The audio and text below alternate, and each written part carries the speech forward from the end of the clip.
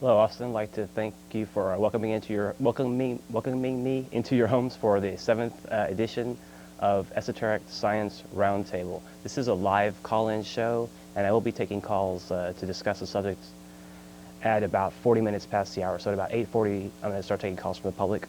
Today's topic is death and rebirth, and I'd like to discuss a bit about some of the esoteric or the inner aspects of those conditions. The idea of death often evokes feelings of fear, uncertainty, and confusion. Death is considered by so many to be an end, a conclusion, or a finality.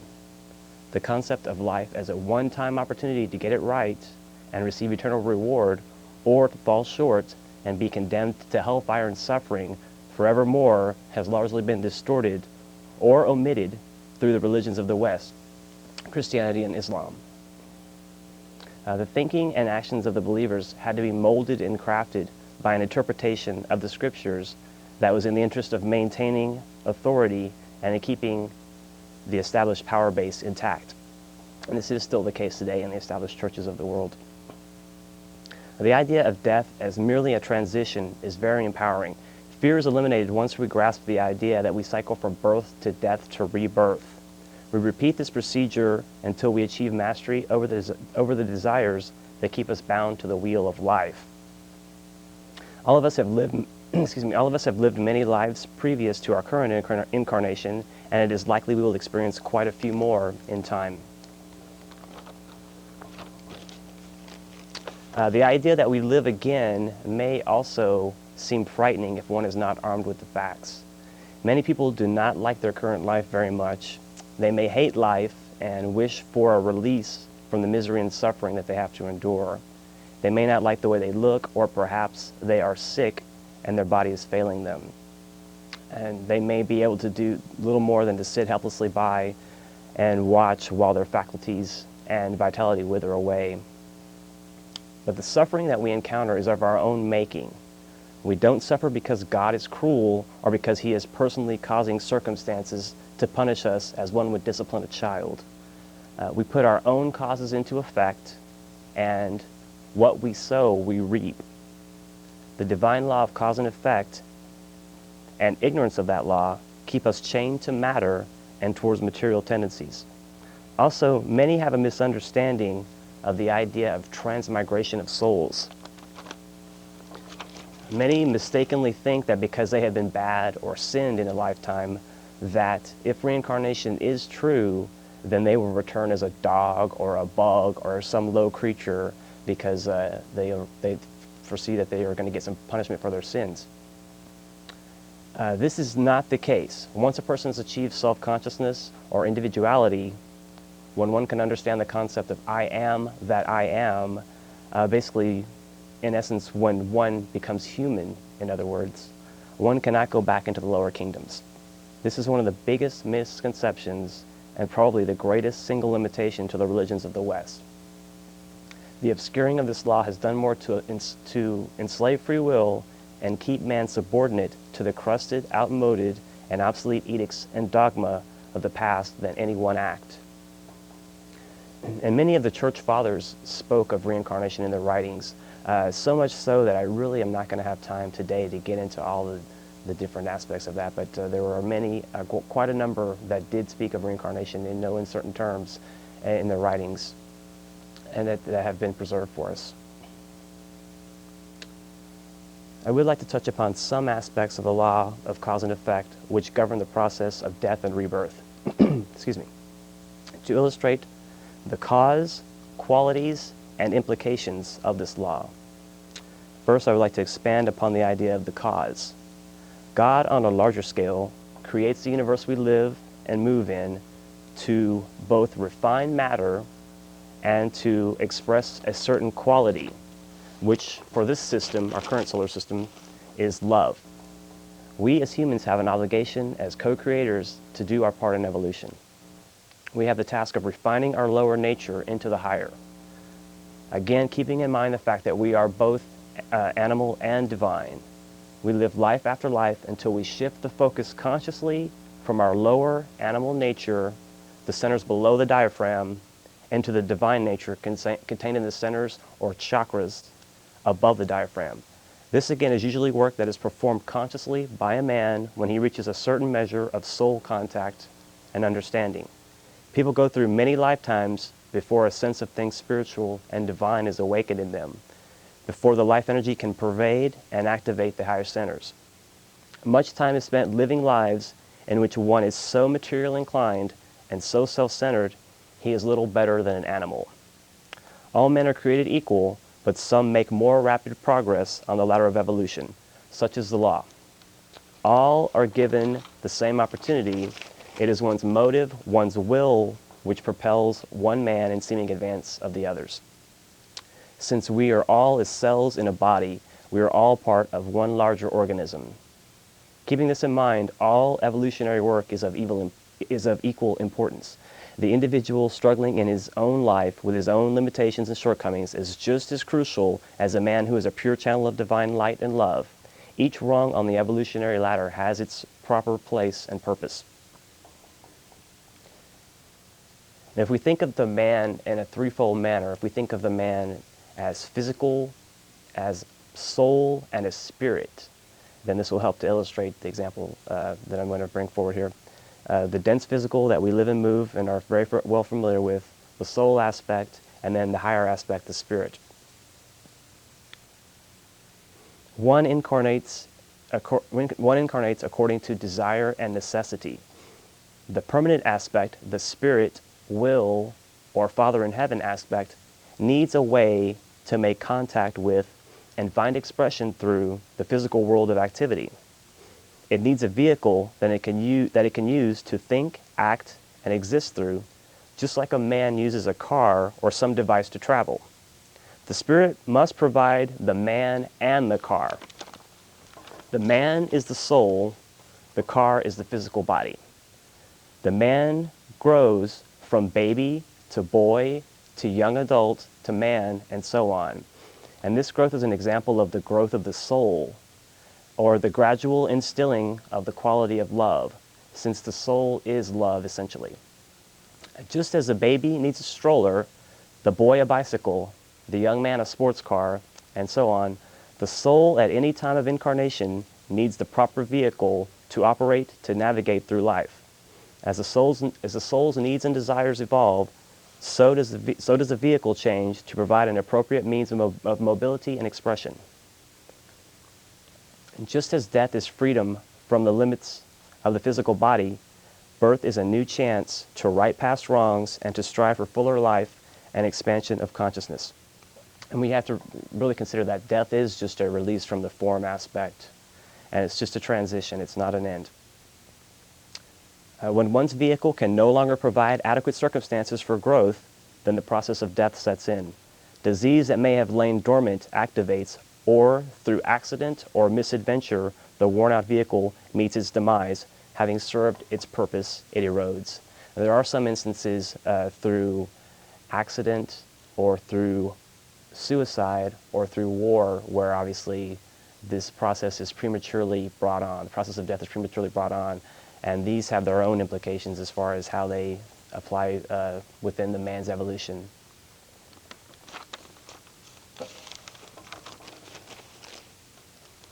It is important to keep in mind the soul knows when it is time to shed one's current physical body. So in the event of a plane crash or a mass destruction where many die at once, this is simply an example of the economy of evolution at work. It is not evidence of an angry God. What are some of the conditions inherent in the death state?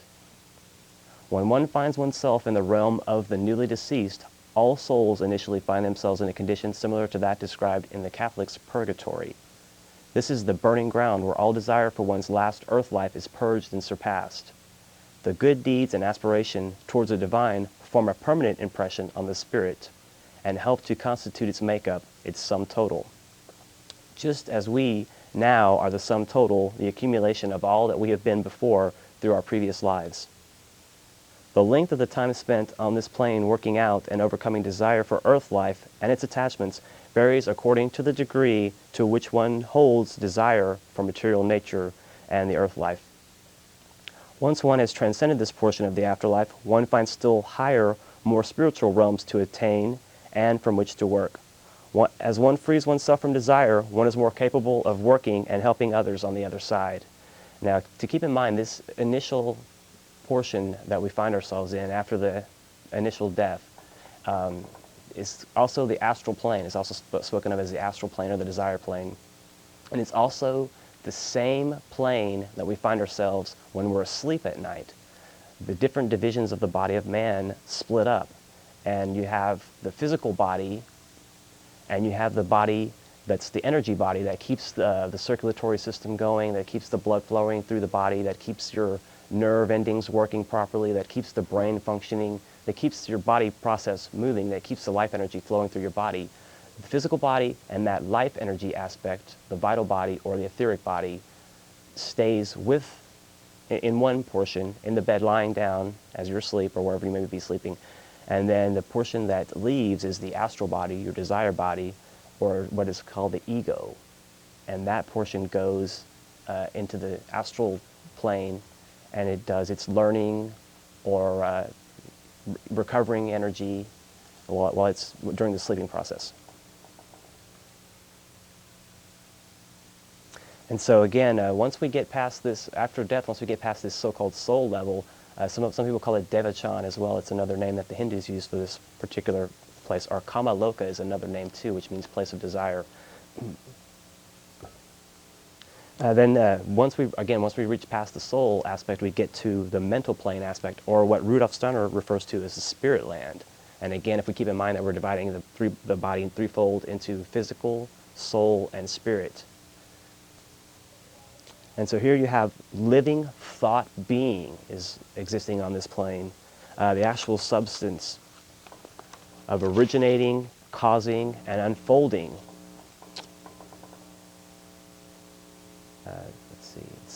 This originating, causing, unfolding aspect that also takes into consideration the desires, wishes, and feelings, but void of and free from the selfish individual wants that cloud and contaminate the realm of the lower planes after death. So you get the higher counterpart to desire, wish, aspiration, devotion, love.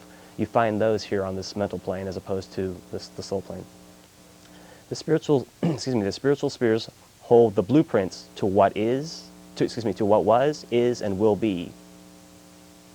Intention, aim, meaning, and archetype exist here. Man here has a sense of unity, brotherhood, kinship, and interconnectedness with all things. This is what he takes from this phase between death and a new birth. The length between death and a new incarnation varies. Generally, lesser evolved need more earth lessons, and they need more time here on the earth plane, and so they're going to be prone to incarnating a little bit more quickly because they can make more use of this earth existence to learn the lessons, to work off karma, to move forward, rather than in the spirit world, because if they're more materially inclined, then this plane of existence is going to offer a better lesson for them, and so they're going to spend a bit more time here on this earth plane as opposed to a prolonged stay in the spiritual realms. Now, those that have less desire for material things and are less of the world, so to speak, can gain more in the spiritual spheres, and as they are more spiritually motivated and inclined. The magnetism plays a big role in determining how this works out. If you think about the afterworld, think about the poles on a magnet. You have your positive and you have your negative. And depending on where you fit in, how you lived that previous incarnation is going to determine where you find yourself on the in the afterlife, to what degree you find yourself. And normally the time for an average person, the time spent in the afterlife, after a death, is from 8 to 1,200 years. And it can be up to many thousands of years if the person is a bit more advanced in the soul nature and is a bit more of a spiritual person as opposed to a material person. As far as the way that we reincarnate in national groups. We have family ties that dictate where we might reincarnate. And we have ties to other souls through various affinities, which influence our choice. And karma and dharma play a big part as well. And again, if you think about the idea of magnetism, there are certain people that in life you're going to find you're going to be more drawn to or possibly even repelled to, and that all tends to tie in with the idea of karma and reincarnation and the people that we have something in common with that we tend to incarnate close to, that we find ways to interact with in different lifetimes, in multiple lifetimes. We still find ways through magnetic affinities to meet up with these people that we have things in common with. Maybe we have common work to work out. For various reasons, we have these magnetic affinities to different souls, and so we find ourselves meeting these same souls and interacting through a series of lifetimes. And that's definitely something to consider in this whole aspect of karma and reincarnation as well. We also choose the parents. We choose the physical location as much as possible of where we're going to be born, social class, and keeping in mind that our qualities are always the sum total of what we have been before. So whatever incarnation we're going to come into largely depends on what we've been before. If we need to come into a lifetime where it's an abusive household or there's some sort of lesson along those lines to learn, then that will be the case. If we need to come into an environment where the parents are very nurturing and they give you a lot of leeway and they give you a lot of flexibility and you're able to grow and flourish and do good work in the world, then that perhaps you're going to find yourself in that situation. But it really largely depends on, again, desire and necessity. Our individual desire for the earth life. What are the things that compel us to this earth? What are the things that we, it may be a person that we have some kind of a magnetic pull towards. It may be drink as far as an alcoholic. Many things keep us bound to the earth life and keep us desirous of earth life. And also the soul, in its essence, is of desire as well. And so by virtue of that, it's going to have its own impulse towards the material and towards incarnating into a physical body, because the soul, the sensual aspect as far as the senses are concerned has an appeal to the soul as well, and it can only experience touching and interacting with other people, the earth plane, through the physical vehicle. And so it also, by means of that, is going to have a vessel to interact with the world around us. Another thing to keep in consideration too is the aspect of our sex. Sex is going to change over different lifetimes as well. Now we tend to go with the flow for several lifetimes. If you're going to be male, you tend to be male for several lifetimes before you make a switch, and vice versa. If you're going to stay primarily female, then you're going to be female for several lifetimes, and then you may make the switch. And that ties in a bit with the aspect of homosexuality as well. That's if you've been a man for a certain amount of time and you're kind of going with the flow, and then all of a sudden you're incarnated as a woman, then you may have still the tendencies where you are attracted to a woman. And so that sometimes factors in that instance as well.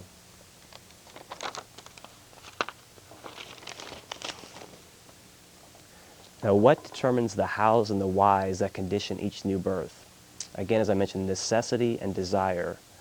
As far as the laws of karma and dharma are concerned too, I should explain those a little bit better as well.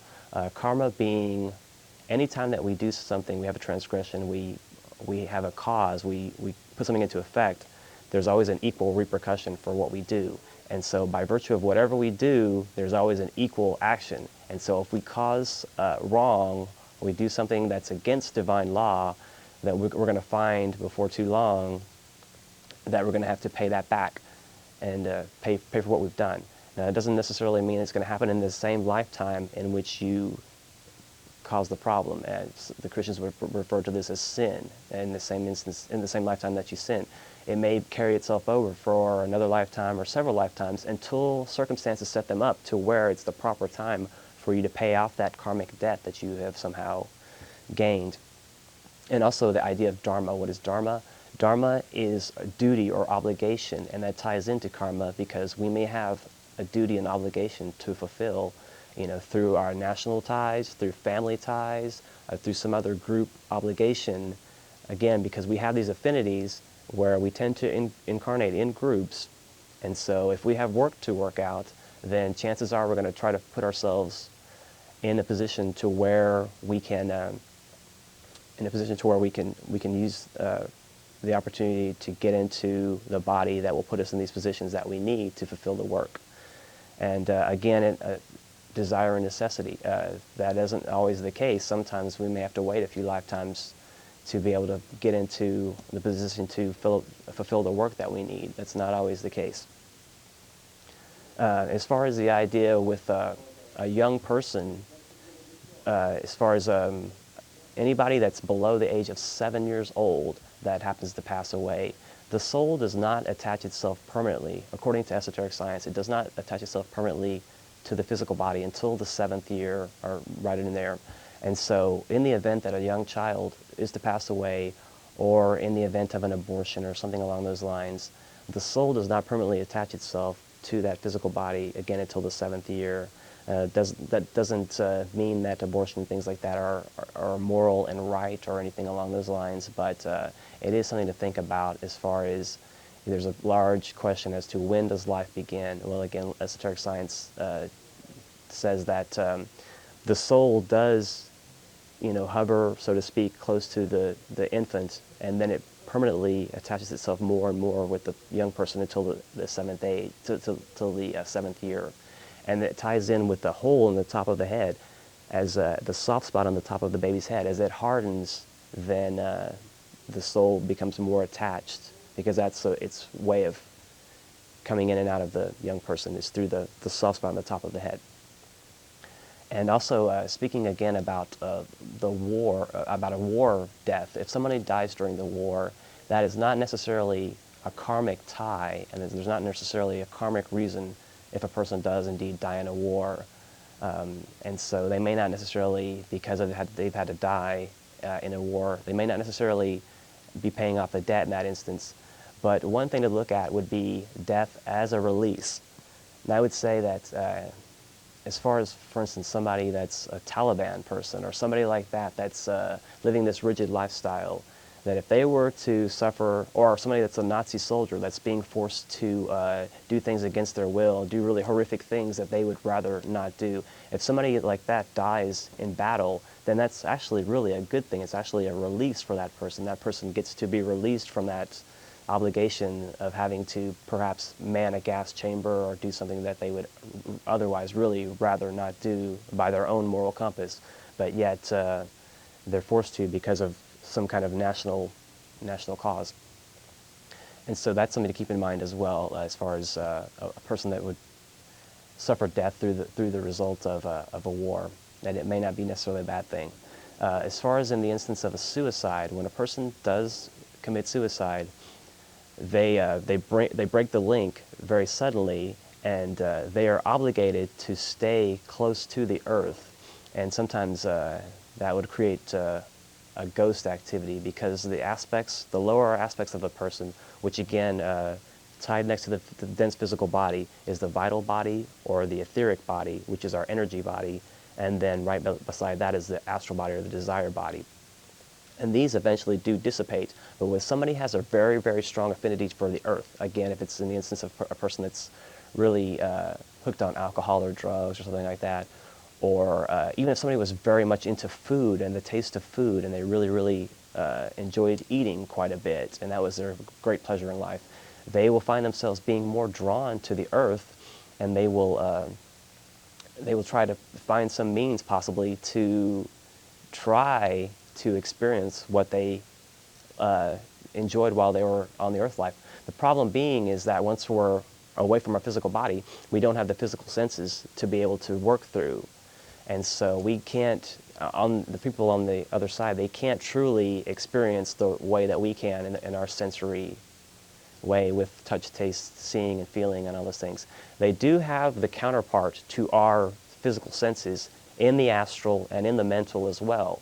They are more refined, and but again, they have the same qualities that we would have here, but the senses that we have here are very limited. We're only able to perceive a small amount through our senses here in the physical plane.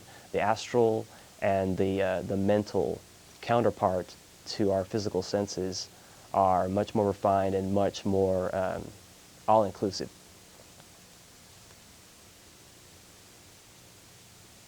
In the same sense also that we can accrue bad karma, we make debt for ourselves that we have to end up paying.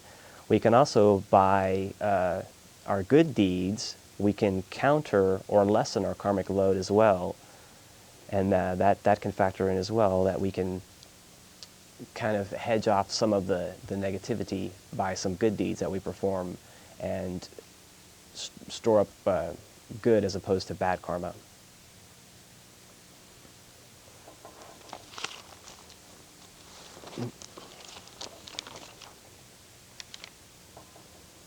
See, again, I'd like to get into a little bit about as far as the comparison between the initial aspect of leaving the body and finding oneself in the death state, in comparison to where one finds oneself when one is asleep. The conditions are the same. Again, it's the same locality. It's called the astral plane or devachan. It has different names depending on your inclination, but it's the same locality.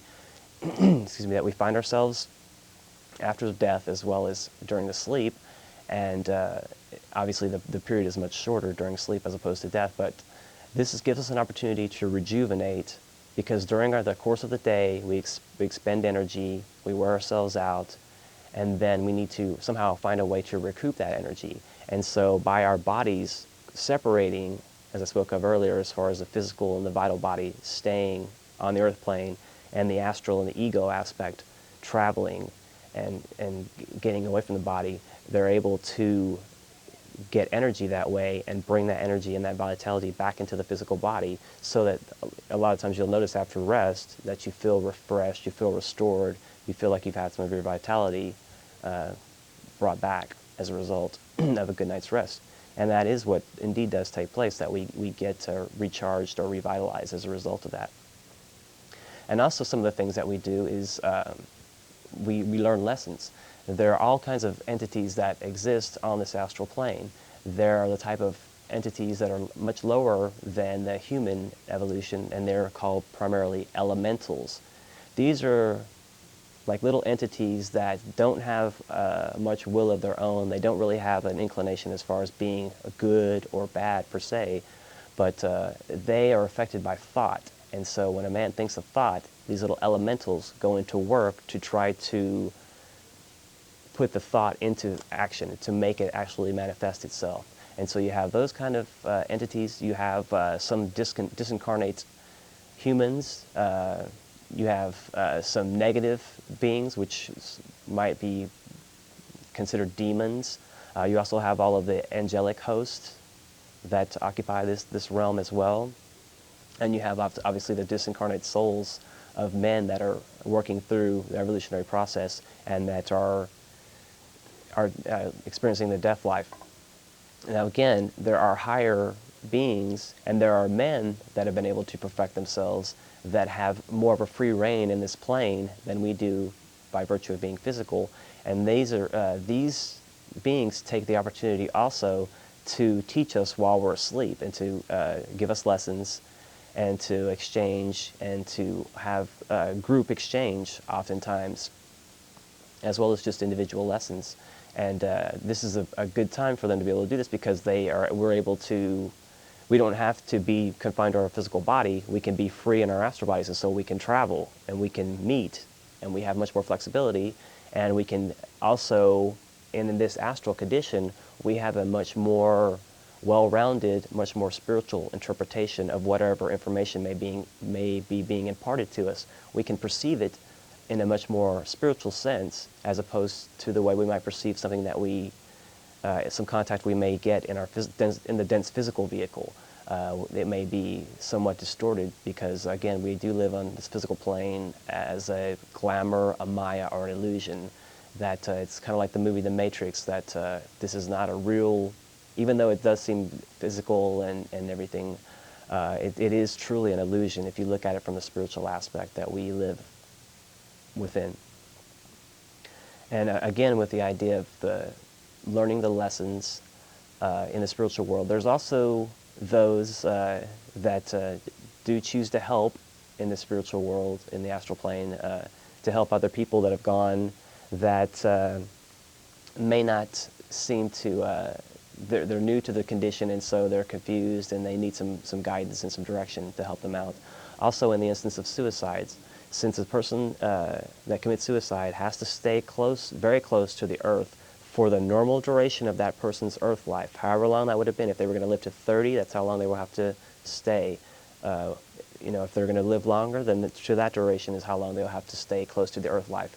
And once you've been in that condition a while, some of the suicides as well try to help out other suicide victims as far as giving them guidance and helping them on the inner planes as well. And that's something that it should be considered as well. So many people think of people that commit suicide or meet an end in this fashion, that they're going to damn their soul, that they're committing their soul to an eternal hell. And in actuality, that's not the case. Again, if you think of the idea of magnetism as we go to where we're more inclined. If it's positive or negative, that's where we're going to find ourselves after death. And if we do an act where we take our own lives, again, we live again and again and again. And so we do cut short. We lose our opportunity to learn that particular life's lesson because we've cut it short. So it just kind of puts us back a step. We have to take a step back and to come back into another life to try to amend what we've done by cutting short any one lifetime. And again, as far as the idea of the ministering aspect of the astral plane, that there are those that the entities that are on this plane, that there are some that hinder, and there are also those that help. And as we become more familiar with this aspect, then we can navigate more dependably through it, and we won't be possibly so confused and overwhelmed by it. And this is one thing that esoteric science is really good about bringing forward, is information about what takes place and on these inner planes as far as from death, and also the ideas of what influences a new birth, a new incarnation at any given time. Now, as far as where the information comes from, again, you kind of have to just trust your intuition as to whether indeed this is true, or it's just some fanciful idea, some concept that somebody was able to dream up. Some of the people that I depend on in particular are the people that had a high clairvoyant sense, not just a regular psychic like you might see on television these days that communicates with dead people or what have you. These people, the people that have been able to bring this information through esoteric science, have been able to achieve a much higher clairvoyance, a much more spiritual clairvoyance, and so by virtue of that, the information is much more dependable. It's not tainted and colored with the astral or desire as it would be for your average psychic that you may be familiar with, again, through television, or some of the ones that have written the best-selling books as of late, within the past decade or so. Excuse me. But the high level of clairvoyance, the people that are able to use that ability can dependably bring back information for us that we can make use of, and we can learn to train ourselves so that when we find ourselves in this condition, a condition after death, that we won't be so overwhelmed by the condition, and that we can navigate through this world much more effectively and efficiently, and we can actually get past the desire aspect to the spirit land aspect, to the more mental aspect, and actually start getting to the point where we're actually doing some productive work on the inner planes.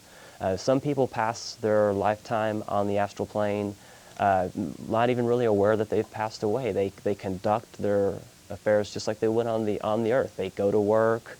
They maybe some may construct a home for themselves. There's an instance I read where somebody was viewing somebody on the astral plane that they were building their own home brick by brick by brick, and they built a structure to live in where they could have just as easily just constructed the whole house instantaneously out of astral material. And so again, we construct on the astral plane too, in the same sense that we construct while we're here on the physical plane. But it's just a more refined state that we can't view very well with our physical eye. Some people that have the psychic sense or clairvoyant sense are able to better perceive what's going on in these inner worlds. And again, they're able to bring this information back for us, some more dependably than others.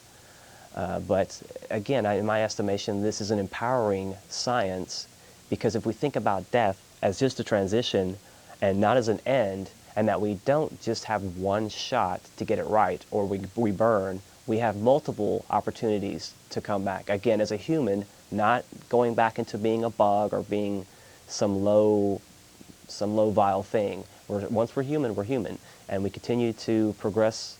Now, that doesn't mean that maybe you're doing well one lifetime, you're doing seemingly well, maybe you have some material affluence or what have you, and then your next lifetime you're down in the dumps and you're barely making ends meet.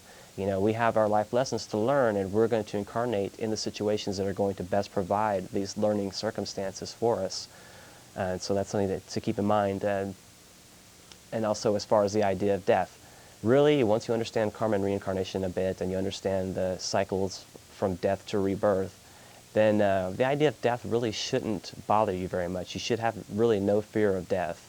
It should hold no sway over you. You shouldn't be intimidated by the fact of making this transition whatsoever. Because in actuality, when the physical body dies, it's as if the soul is reborn. And in the same turn, when the soul has to come down into the physical body for the new birth, it's as if it is dying on its plane to accommodate the physical body so that the new baby can grow and go through its cycle on the earth plane, and again, over and over again, until we get the process right, until we lose our desire for the material plane. And this is not an instantaneous thing. It doesn't happen overnight. It takes time for a person to shed their desires and their affinities for this earth life. And once one is completely and successfully cut all ties to any desire whatsoever for earth existence, for earth living, they have achieved what would be considered masterhood. They've beaten death. They have no need to go out further, as it's sometimes spoken of. They don't have to incarnate again. They will be able to, by virtue of, again, having no desire, there's no need, the necessity and the desire is not there to have to regenerate, to reincarnate. So they're able to essentially fashion a body for themselves that is a very pure body, that is a desireless body, with which to work through, to serve, and be a more effective and more useful servant. And that's the evolutionary process. As we go and grow, we move higher on up, and we learn our life's lessons, and then eventually we get to the point where we are not chained to the wheel of life. We're not chained to karma, dharma, obligation, and duty. We create our own obligation and duty because we are able to make our will manifest and in unison with the will of the Father. And again, esoteric science in its varied branches throughout history has given man the roadmap with which to move forward and to learn this science, so that, again, they can overcome fear, and they can be a more capable servant of humanity. They can be a better servant of the race and be a better servant of their fellow man. And that always is the goal of esoteric science, is to bring forth the best qualities in man so that we can collectively move forward in evolution as a race, and to encounter the best that we possibly can, and to reach the glory and crowning achievement that we have yet to see, but we are going to see in the future, because as far as the cycles that turn, that dictate what happens, we've seen greater days in the past, and we in the future, again, will see a greater time where we're going to reach a high level of civilization again, and a lot of the things that are holding us back now in this earth life are going to fall away and make room for a new, more of a group thinking that's going to be much more inclusive, and where free will, goodwill, and right human relations are held very highly.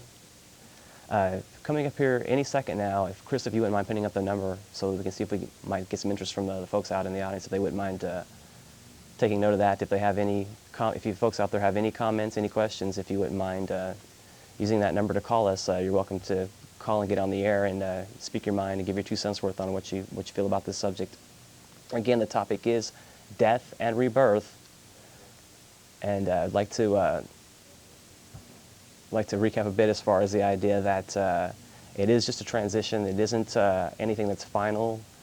And again, we are obligated to the cycle until we are able to release our desires, until we're able to move forward.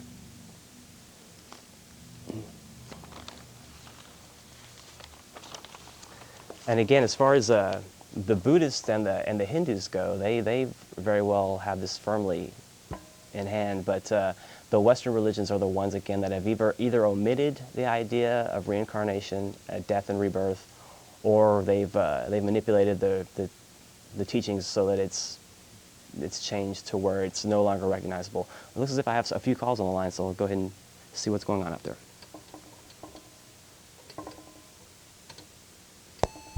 Hey, caller, you're on the air. Hi. Hello? I'm really interested in what you were talking about breaking through free of the wheels of like karma and stuff and letting yourself go. Right. And, and I found myself in that kind of position before, and I can't say that it's always a healthy position because I find myself like still being more self-destructive than I am progressing in anything. But, I really do understand on the lines that you're talking about, and I was wondering if you have any advice of some kind of middle ground there, or if you're saying there is no middle ground and you're like completely devoting yourself to this thought. Well, it's just a part of the evolutionary process, really. It's all part of divine law. Most people, during the evolutionary process, we really, the way it works is we evolve from the animal. We evolve out of the animal kingdom, and I'll have to go into that a bit more. That's kind of a shock to maybe some folks out there, but we evolve out of the animal state, and so during the process of evolution, we keep moving forward. And so that, as far as us, I kind of lost my train of thought. You have to excuse me. Could you kind of clarify again what you were speaking about a bit? Well, I mean, I completely understood. When you say middle ground, I'm not sure exactly what you mean by middle ground. Well, I found myself when I was really breaking free from the wheels of, life and karma and, letting myself go from understanding, this silly. Okay, yeah, karma is not a good, most people misinterpret the word karma because it's supposed to pertain to the next life, when in fact you really reach karma and, all kinds of situations happen. Yeah, karma's in again. effect at all times. It doesn't turn itself on or off. It's constantly in effect. Yeah, just by definition, but right. But the word is mainly used correctly, to where, we have an understanding of karma to where, the things what goes around comes back strong. Right, that's a good way to put it. What comes around goes around. That's a very good way to put it out there for the layperson. But again, the wheel of evolution, the wheel of life that we're chained to, it all has to do with the evolutionary process. And as we're able to make conscious decisions to, again, either work with the creative flow or work against it, that's going to determine where we are on this wheel of life. And as far as even like astrology goes, pretty much the stars rule a person until, esoterically speaking, a person gets to that point of self-determination where they rule their own stars, and then the wheel, esoterically speaking, reverses. And so then we begin a path of service as opposed to a path of selfishness. And that, again, is all part of the evolutionary process, and that's a bit of, it takes a few lifetimes for a person to get to the point where the wheel reverses, where they are able to devote themselves, like, for instance, like a Mother Teresa or somebody like that was able to devote themselves to selfless service to humanity. Is there anything further that you'd like to add? Well, do you have any kind of more information besides your little show, this show, or do you come on every week or anything? Oh yeah, this show is on. It's a live call-in show. We're here every Tuesday from 8 to 9. And I always cover something that's along the lines of metaphysical or what I would call esoteric, because the show is Esoteric Science Roundtable. And esoteric basically just means inner or within.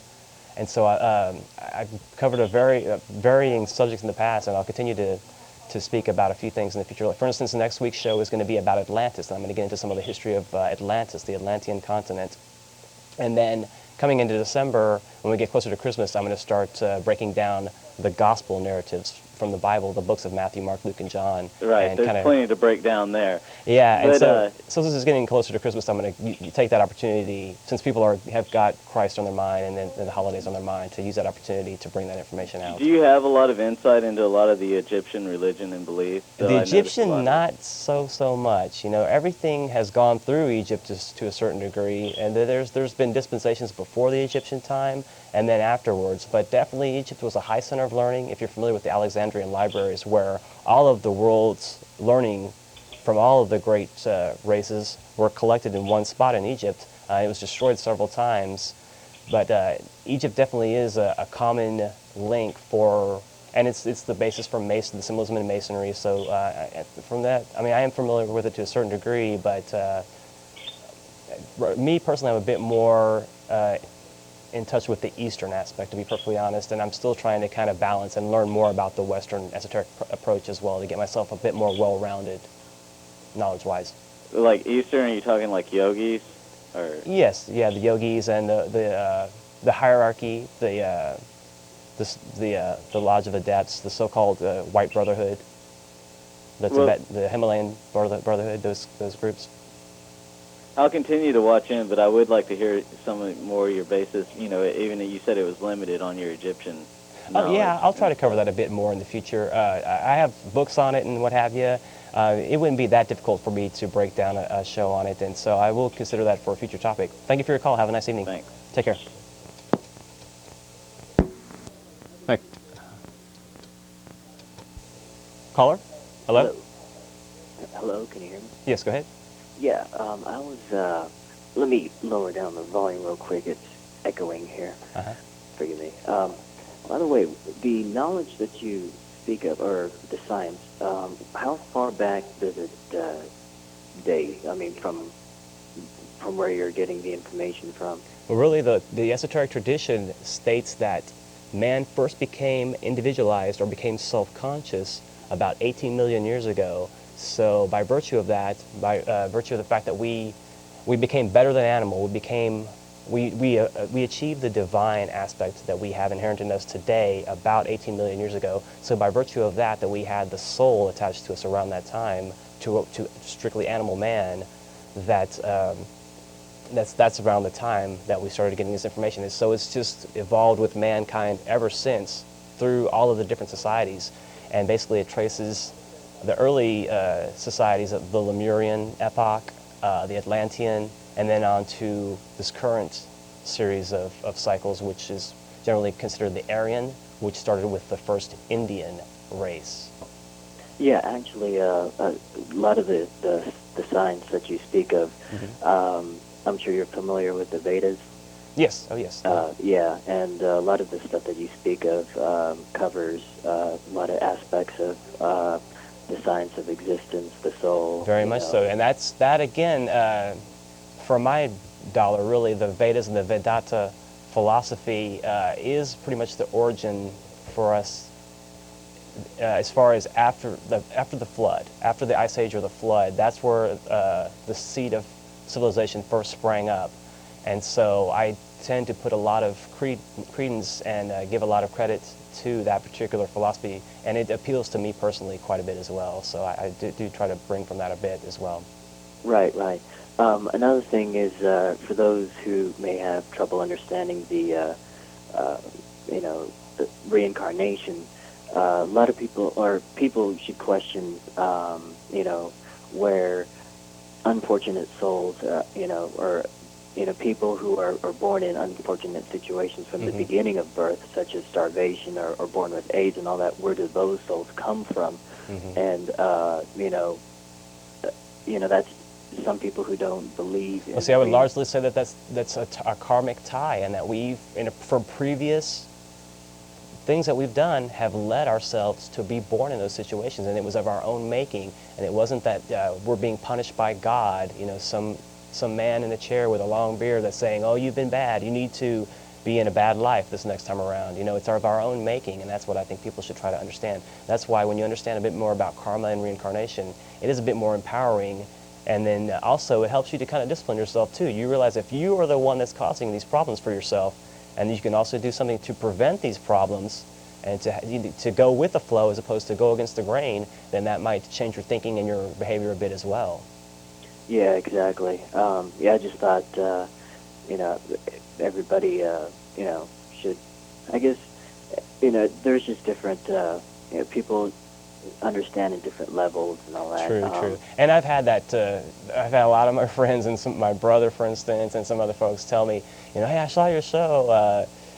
You were speaking intelligently, but I couldn't understand what you were talking about. And esoteric science really, it does kind of hide in plain sight, really. I mean, all the information that I'm speaking, all the stuff I'm coming from is, from books and from things that are just pretty much out there in the public domain that just people just tend to glaze over for whatever reason. It kind of has its own, I don't know, it prevents people from getting further into it for some reason. It has its own natural preventative agent that keeps some people from getting further into it. They just don't have the capacity for whatever reason to grasp it, and that's part of the evolutionary process as well. Not everybody's going to be able to get something out of esoteric science, but hopefully there are a handful out there that can grasp some of this ideology and that can somehow try to get some benefit out of it. Yeah, it is. It's very much of a science. But Thank you. I appreciate you saying that, because that's what I always try to get across to people, that it is a science first and foremost. Well, yeah, it's the science of existence, you know. Right, I mean, that's a good way to look at it. Yeah. Excuse me, my my cell phone's about to die, but. Well, I'm going to go ahead and let you go. I have some other callers on the line, but I do thank you for watching the show, and have a nice evening. Thanks, you too. Thanks. Take care. Caller? Is that me? Yes, you're on there. Go ahead. All right. I heard you say before about how to reduce your karma. Yes? Is there a way, I guess what I want to know is, what is the fastest way to reduce your karma so that your next life will be the best it could possibly be? Okay, that is a very easy thing to answer and a very difficult thing to apply in life. Basically, what it boils down to is if one person can be non-materialistic, if you can be a selfless servant to humanity, and at every turn and every instance think of what you can do for others as opposed to what you can do for yourself. Now, that doesn't mean that, neglect your body, neglect your grooming and your diet and your health and things like that, because you have to be a healthy individual in order to help other people. But if you can completely rid yourself of all desires for all material things and just look at yourself as a channel for the divine, and how you can help other people, that's the surest way to do it. But how can you help other people if you give up all desires? I mean, if you don't have any money, you have no food. Well, that's what I'm saying. You got to take care of yourself first. Don't misunderstand me. You got to take care of yourself first so that you have the ability, the capacity, the means with which to do what I'm talking about. So no, you don't want to neglect yourself entirely either. But as far as helping others, it has to do with desire. Yes, you have to have the desire to help others. Aspiration, devotion, love, those qualities are of the higher nature of man, and so those are the aspirations and the desires that you want to instill in yourself. Those are the qualities you want to build upon. So you're talking about service. Yes, but not services in working at a fast food restaurant, hey, do you want fries with that? No, that's something to take seriously. That's kind of funny, but keep that firmly in mind. Service to humanity as far as assess yourself. What are your strong points? What can you do? Are you a good writer? Are you a good orator? Are you an artist? Are you a carpenter? What can you do to help alleviate some suffering? If you have some extra money in your pocket, buy a homeless person a coat if it's cold out. Anything along those lines, something that's altruistic, that's, again, goodwill, right human relations. If you follow those guidelines, and, of course you're going to think about yourself in some circumstances, and you're going to want to provide for your family and your loved ones and those around you. That's natural. But to think of love in a universal sense. Don't think about love as love for your spouse or love for your dog or love for your favorite beer or your favorite sports team. Think about love as a universal quality that pervades everything and that unifies everything. If you can think of yourself as not being separate from any other thing, that is the mind frame that you want to get into. And again, it's a very difficult thing to achieve and perfect. I mean, that's part of the evolutionary process. That's what we're trying to achieve, and it's not an easy thing. That's why we live lifetime after lifetime trying to perfect and achieve just that very condition. Is there anything else that you care to add? So you're saying that you should amplify what you're really good at.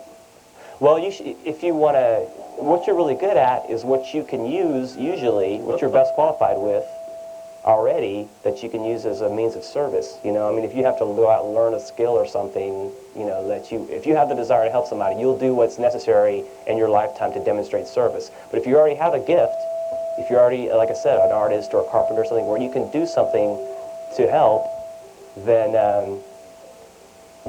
that's, that'll help you out considerably. But again, it's not an easy process. It's something that takes lifetime after lifetime after lifetime to perfect. I have to let you go, caller. I have a couple other people on the line, but thank you for watching. Well, there's one other thing. Go ahead, quickly. Well, you said something about the Great White Brotherhood. That kind of sounds a little racist or something. Yeah, I can understand what you're saying. You gotta change that or something. Well, that's just one of the terms. There's a bunch on one of my previous shows, I've talked about different other titles for these folks.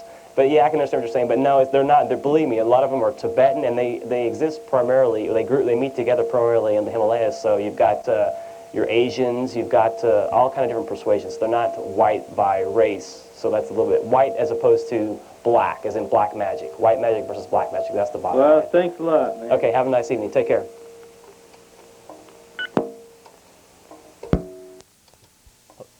Yeah, hello? Oh, go ahead, caller, you're on the air. Yeah, what's this show about exactly? I'm trying to follow you a little bit. I can't give you too much of a thumbnail sketch in the last waning minutes of the program, but basically we try to cover things along the metaphysical. Today's topic was death and rebirth, and so I was trying to discuss a bit about the conditions that take place after a person finds oneself in the afterlife, and what are the circumstances and the conditioning factors that lead a person to choose a new life, a new incarnation. So you basically believe all that? I firmly do, yes. And it's very much, it's not just an Eastern thing, it's very much firmly entrenched in Christianity. If you care to look at it, it's kind of hiding in plain sight, but there are many examples in the Christian Bible that point very definitely to a belief in reincarnation, and many of the early church fathers as well wrote extensively and believed very much in reincarnation and karma. So it's not a new thing, it's just kind of been obscured, omitted, or distorted for political ends throughout time. That's cool. How long have you been doing this? This is my 7th show. I've been on since October 2nd, and I'm going to be here all year. We're here live every Tuesday from 8 to 9, and I take calls the last 20 minutes of the show, so you guys can call in and share your comments or your opinions. Yeah, where are y'all exactly located? Austin Access is on the east side. You can find it in the phone book if you're really interested. You can come down and take classes, and you can have your own show if you're interested as well. Cool. Well, have a nice man, evening. are you close? You can go down to somebody with some beer or something, man? I'm like right next to you, man. Hey, I'm going to have to let you go. Have a nice evening. Take care, all right? Hello, go ahead. Hello, caller, you're on the air. Yeah, I have a question. Go ahead, make it brief, though. We only have a couple more minutes. Okay, you believe in reincarnation, Yes. and that's basically what I came in on, but Uh-huh. how do you explain for the exponential population growth of the 20th? There are a fixed amount of souls in an incarnation, period, to begin with, and then certain ones are going to go into flux in incarnation or out of incarnation, out or in at any given time, and also through the process of evolution, some souls perfect themselves, and so they no longer need to incarnate. So you've got all this wide variety of things going on. I have to let you go, caller, but thank you for your call. Take care. Hey, what's going on? I got a quick question for you, all right? Very quickly. I've been getting like the sensation down in my pants, and it's my nutsack, right? All right, great. You have a nice day. Hello, yeah. Hello? Go ahead, caller. Yeah, so I was wanting to know, there was like 6 empires that fell before America. Are we kind of, is there a connection? There's always a cyclic thing with that. I spoke about the hidden destiny of America last week, but there's always cyclic flow with that kind of thing as to what's happening at any given time. And there's going to be your predominant societies and your lesser ones, and it's just a cyclic thing. It all has to do with evolution as to who's the top dog, who's the bottom dog, and all the interrelations in between as far as that goes. But yes, America's yet to have its full heyday. We're yet to have the highest of our achievements. We will in the future, and then we'll have our decline as well, and a new nation will take over as the new seat of civilization. Thanks a lot. Have a nice evening. All right. Take care. Okay, folks, I'd like to thank you all for joining us for Esoteric Science Roundtable. I'd like to thank Chris for commanding the helm of the Starship Esoterica. I'd like to thank Rick, and I would also like to thank Phil. I'm sorry, brother. I'm so sorry, Phil. I'd like to thank you guys for coming to hang out. And you guys stay tuned as well for Chris with Thanos and a Reality Expander. He's coming up next, and he's got a great show. He's going to bring out a lot of information that would be that is very important and is kind of ties into what I'm talking about. So take care, Austin. Join us again next week.